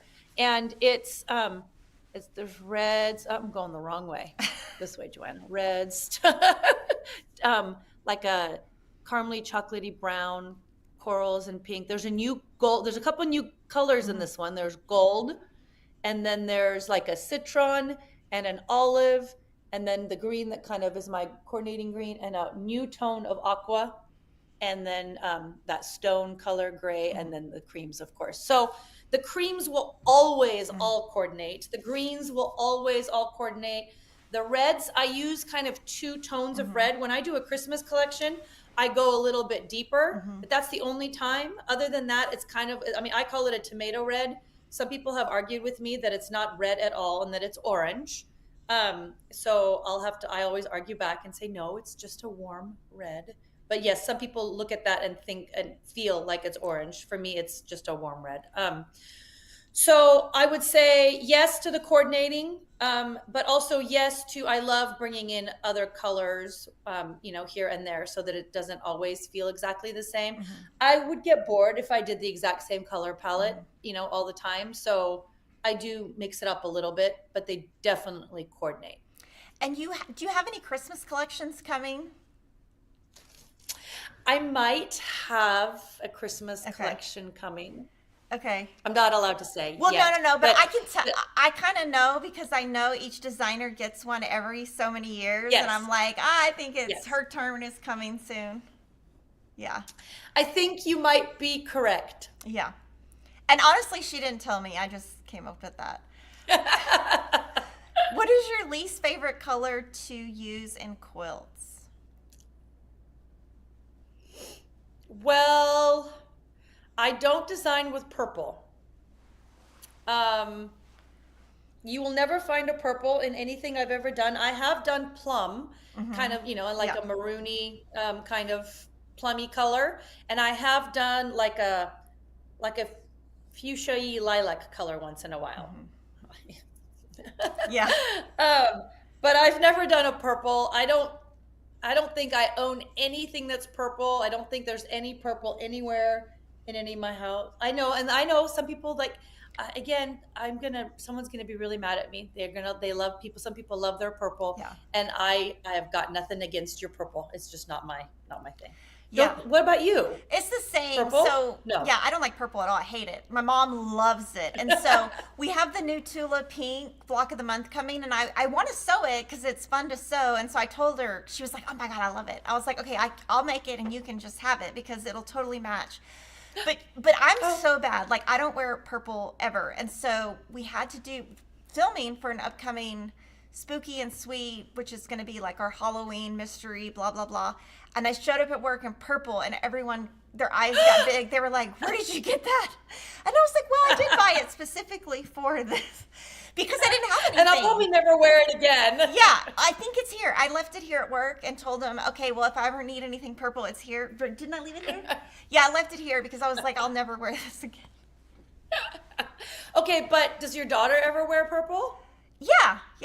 She wears very like. I feel like my daughter also never wore purple. Like she also didn't love purple, and I don't know if if I did that to her or not. But I got a text last night. She sent me a text with purple pants, and she goes, "Mom, look!" And I go, "What is that?" She goes, "Pants." I was like, "Obviously, it's pants. What is it for?" She's like, "For me." And I'm like, "What?" She's like, "It matches the sweatshirt you bought me." And I'm like, I buy you clothes all the time. I have no idea what you're talking about. She's like, Aviator Nation, the sweatshirt you bought. So I think she's going to be wearing purple on the plane with her little Aviation Nation. Isn't it? I don't know what that is, but it's an Austin brand, and all the girls wear it. And so I was just pretending I knew, and then later I kind of like put 2 and 2 together. But yeah, so yeah, she does wear purple, and she wears a ton of florals. And I was talking to Kevin because we've been going to like a lot of the kid things, and all the girls are wearing calicos. The tiny, tiny calicos. It's so coming back. It's coming back. Well, like it all swings. Yeah. It's like it all comes back. Yeah, and it's funny how they wear like the Nirvana shirts, the Rolling Stone shirts. They have no clue. I know. And then they buy those. They have no idea what they're wearing. No, and then they buy these pants that are like cut up, and I'm like, I could have cut up some pants for you. Like totally like ridiculous. It would have been way cheaper if I'd cut them up for yeah, you. I could have, yeah. Yeah, so funny. If you weren't in the quilting industry, what do you think you would be doing? Okay, well, I don't know that I'd be doing this, but I just actually told the story to someone who I thought knew this already, and they looked at me and they were like, "I never knew that about you." So I'm a poli sci major. I was an What is art that? Okay, minor what because is my that? parents political Oh, science. okay. Okay. So like, so it's like it's kind of like a catch-all degree for. I mean, I actually was going to do my actual major was supposed to be diplomacy and world affairs, and I wanted to like go, I don't know, be diplomatic and do world affairs. But then like the more common, like everybody, like every college has poli sci. It's like you study some history, you study political theories, and you study, all kinds of um, yeah, what's going on in the world and economics a little bit. So I'm a poli sci major. I'm an art minor because my parents said you can't make a Money. living doing art. Oh, And so sometimes, once Fig Tree became, bigger, and I would like call my dad regularly, yeah. who, was an entrepreneur himself. And I was like, can't make a Yeah. living with art. Ha ha. And I would hang up. And he's like, you are such a brat. But anyway, art minor. And then I went to seminary and I have a theology degree. And I thought I was going to be a pastor. I didn't know So, that. yeah, see, this is what I'm saying. So I worked in nonprofits for several years. When Eric and I met, I was in East LA, in the inner city, and we were working with a local church to do like tutoring centers, to open them up to Spanish speaking people. And I speak Spanish. And so I was helping to start the tutoring center, and he was volunteering in it. And so I worked in several different nonprofits. And then when we got married, we kind of got a little bit burnt out. Like we had been doing that for several years. And then we moved up to Northern California, and um, I discovered quilting, and I realized that I loved working with people, but I didn't have the personality to work with people like that all the time. I was burning out. It was too much. It was just too much for me, my personality. So fabric really worked for me.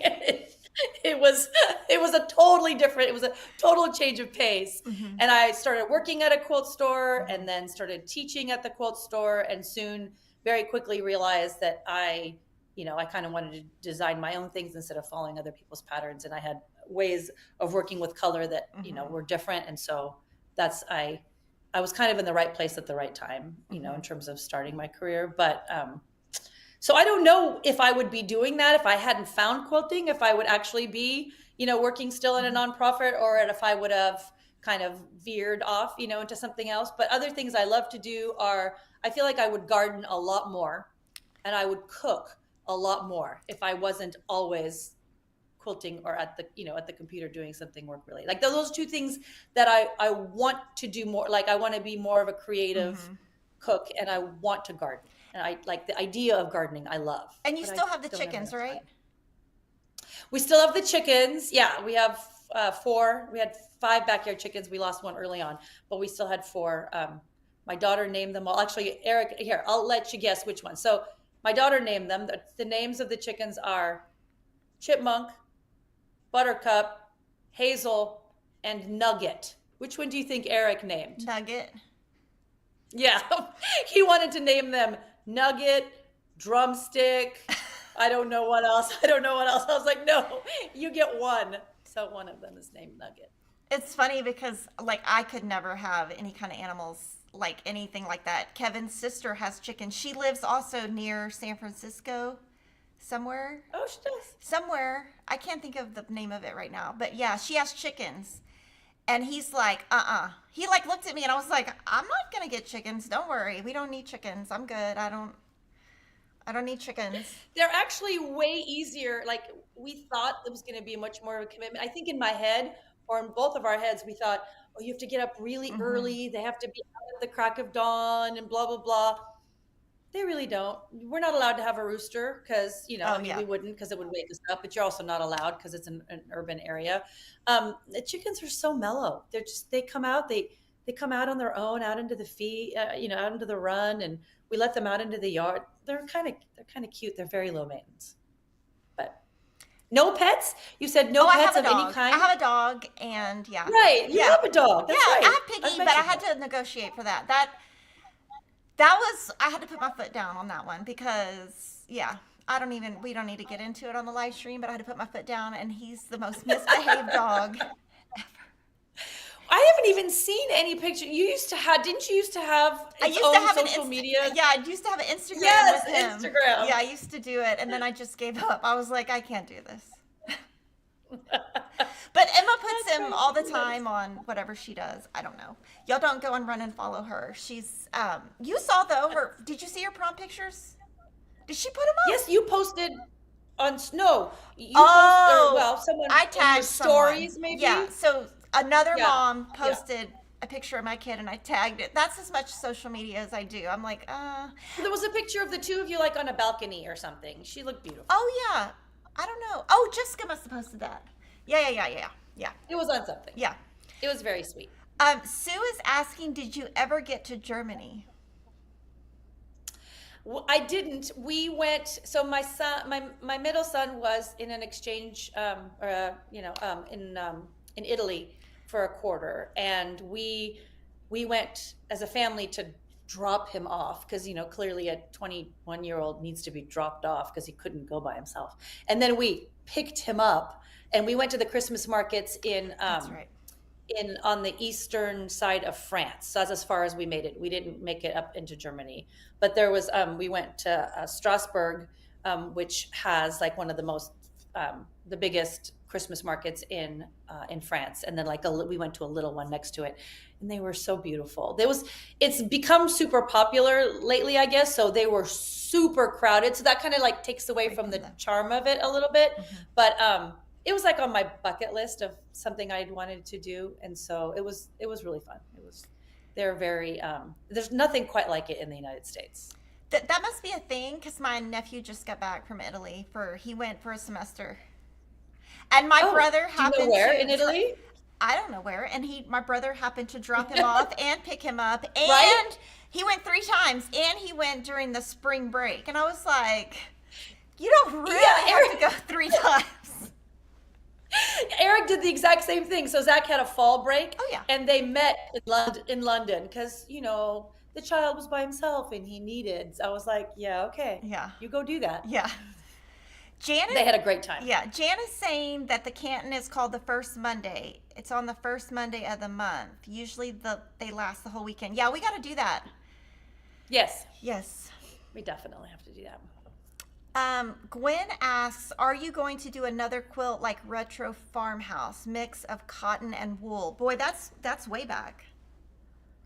Oh, wow. Yeah. That's way back. I love adding wool. I just did, I just finished a block of the month, like an internal one, called Midnight in the Garden.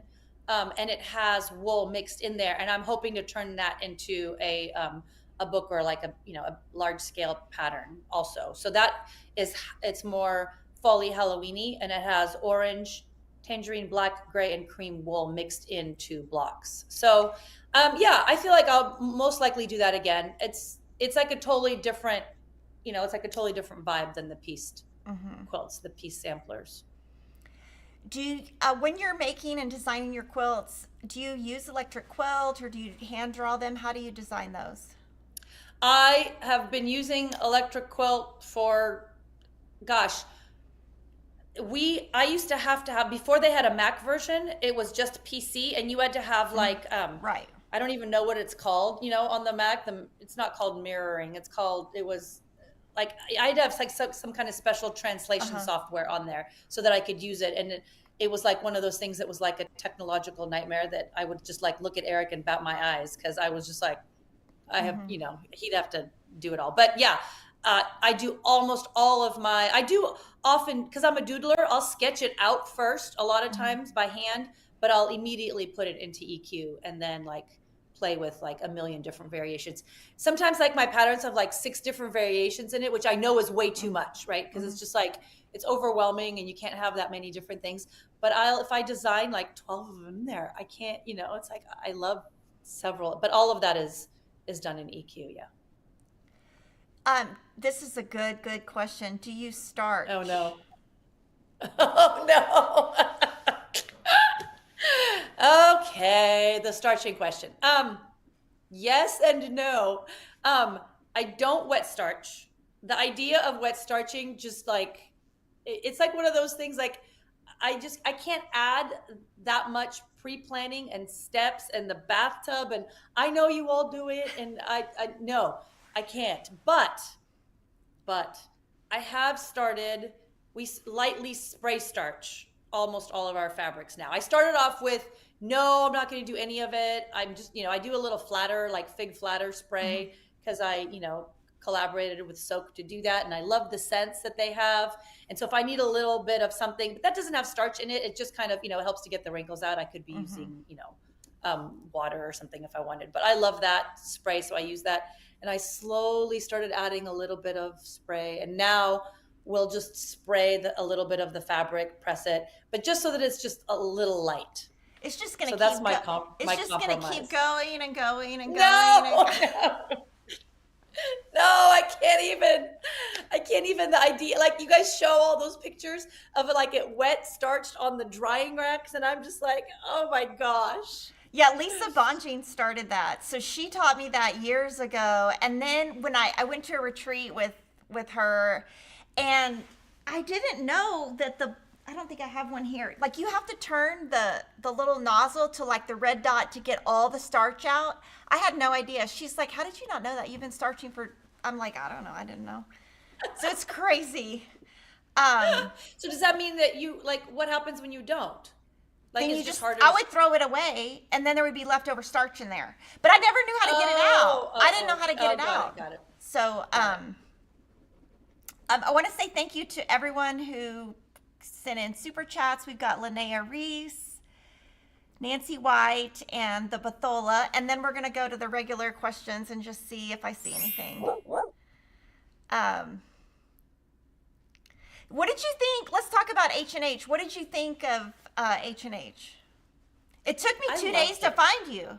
I kept going to her booth and she was not there. And I was finally asked Doug, is Joanna really here? Because I've been here like 5 times and she's not here. Well, and I kept seeing you guys post stuff and I was like, hey, Kimberly's here. Have you seen Kimberly? I know she's here somewhere. And then I realized that I had your phone. And I was like, hey, where are you? Of course, at that point. And I was standing in your booth when you texted me. You're like, I'm in your booth. I'm like, okay, I'm coming. So we went last year too, just to walk around. Actually, we bumped into you last year. We had lunch. Yep.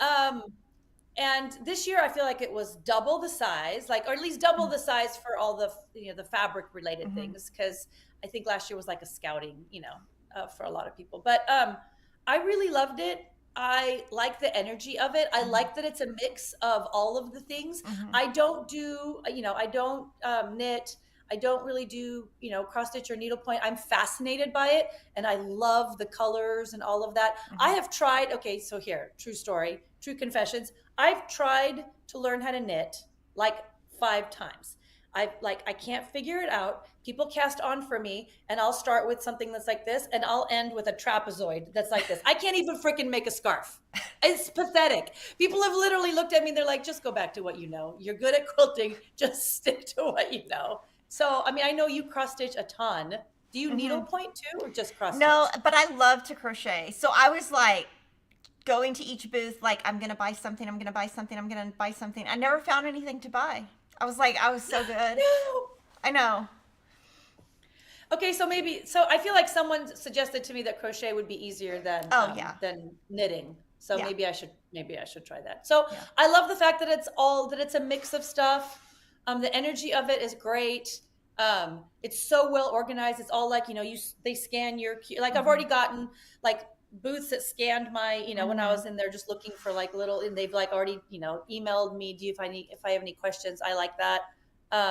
And I love that it's in Chicago because my oldest kid is there. So, it's a great city. So yeah, I'm sure we're going to be going back. I'm a fan. What did you Yeah. think of it? I liked it. It seemed like there were a lot of people that weren't shop owners though. So, Oh, so I thought that was interesting. interesting. So I wasn't sure if it was like a lot of people from social media.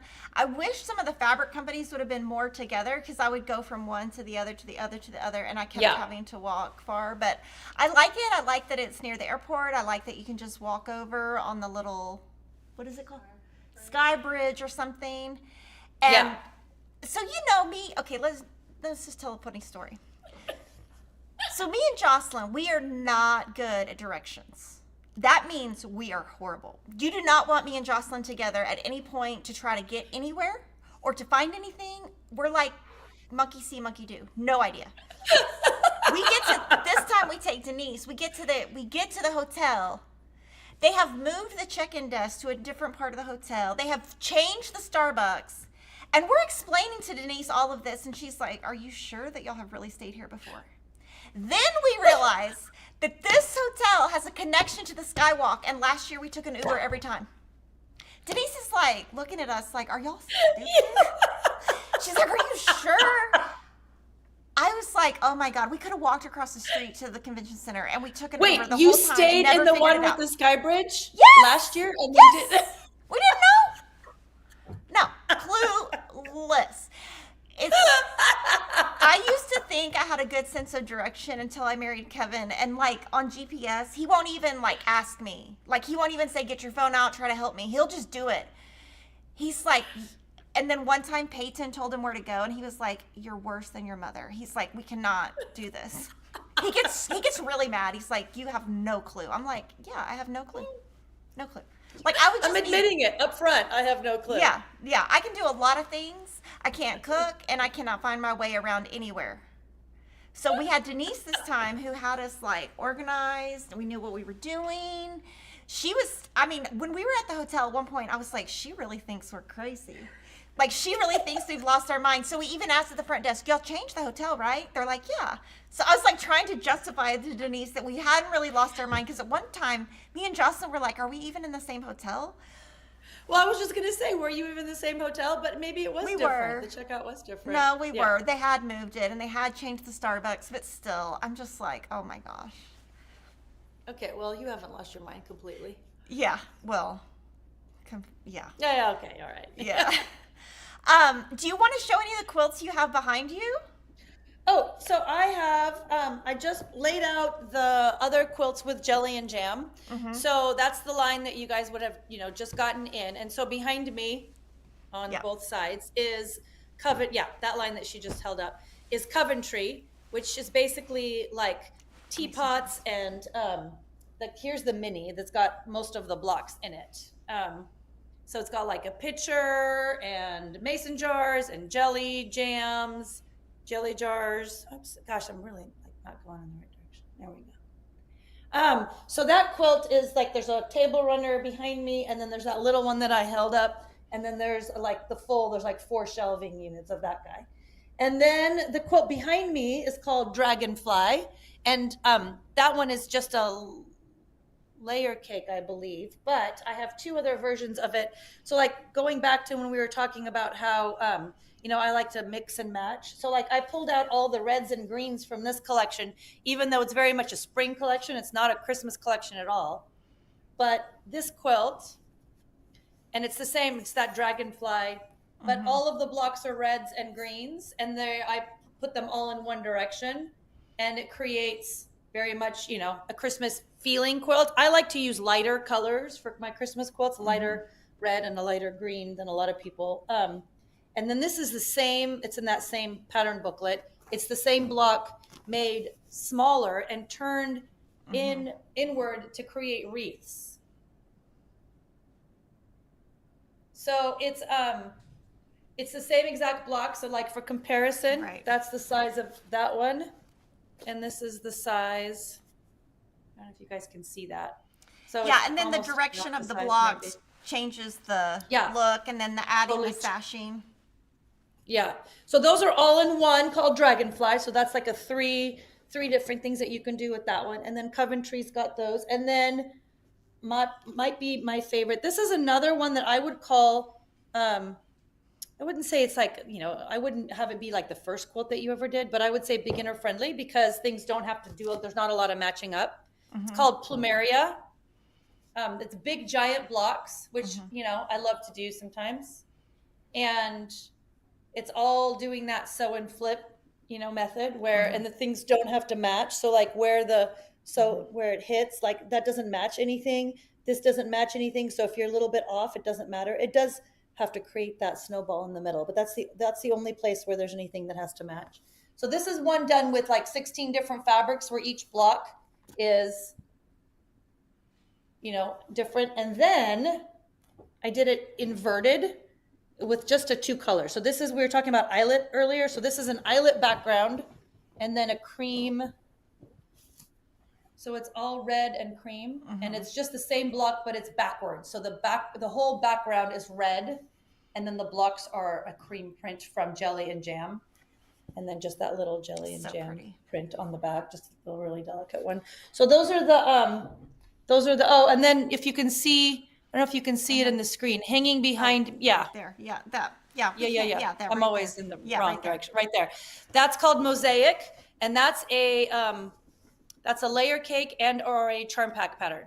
So you can do the smaller version of it with charm packs, or you can do a bigger version of it with layer cakes. And that's a real simple, that's actually a real simple project as well. So those are like the 4 quilts that are done all with Jelly and Jam, in addition to the book, the Strawberry Sampler book, this time around with the collection. And then I'm working on patterns for Portofino, which is that one that we showed. And I don't have any of those yet. But with that. But we have we've great just started pictures. working on the patterns. Yeah, if you go might have back and pictures look already. at, on the H&H, if you look at what we put on social media, what Right. Joanna put on social media, she has that Lazy Susan, and we're going to do that in the multicolored one. That is going to be a kit, because that was our number one that's a good one. request, was that. That's a good one. That's a really good one. Yeah. So tell everybody how everybody can find you on social media, your website, all the things. Bye, honey.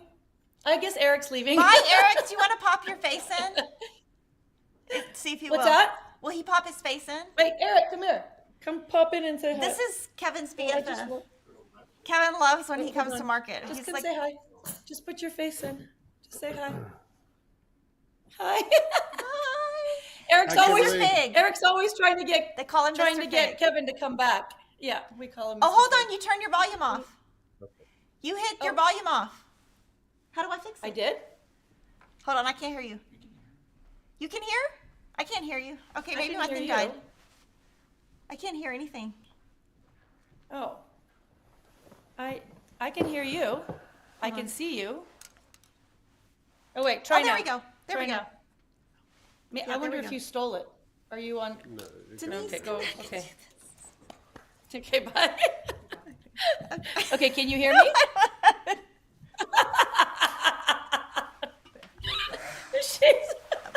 They're gonna fix her.